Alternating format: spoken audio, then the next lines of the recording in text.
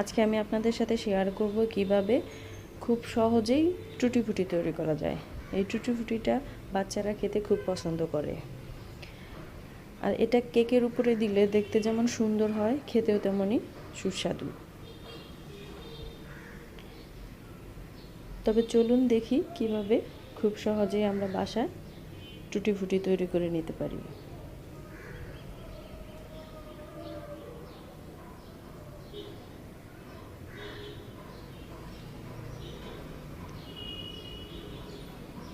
প্রথমে আমি একটা প্যানে পানি বসিয়েছি।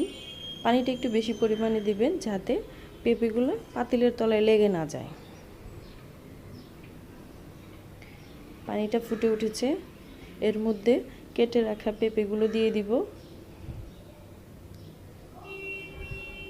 পেঁপেগুলো এইরকম সিদ্ধ হলে নামিয়ে পানি ঝরিয়ে নিব।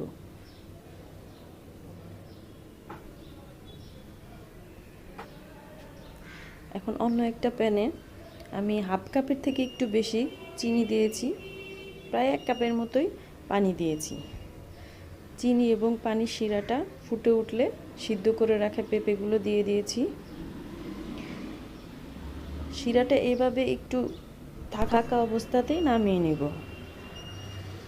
এখন বাটিতে ঢেলে নিয়েছি, এর মধ্যে আমি কয়েকটা কালার অ্যাড করব। আপনারা চাইলে কালার অ্যাড করতে পারেন, আবার না চাইলে নাও পারেন। তা আমার কালার অ্যাড করতে ভালো লাগে, তাই আমি 3টা কালার ব্যবহার করেছি, আর একটাতে কালার ব্যবহার করব না। এভাবে কালার মিশিয়ে আমি সারা রাত রেখে দেব।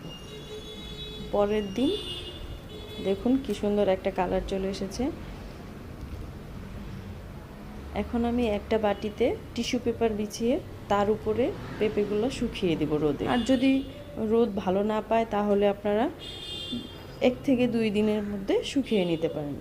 একটু নরম নরম থাকবে, এই অবস্থাতেই আপনারা টুটি ফুটিগুলো বয়ামের মধ্যে ভরে সংরক্ষণ করে দিতে পারবেন নর্মাল ফ্রিজে অনেক দিন পর্যন্ত। তো আপনারা চাইলে খুব সহজেই এভাবে টুটি ফুটি তৈরি করে নিতে পারেন।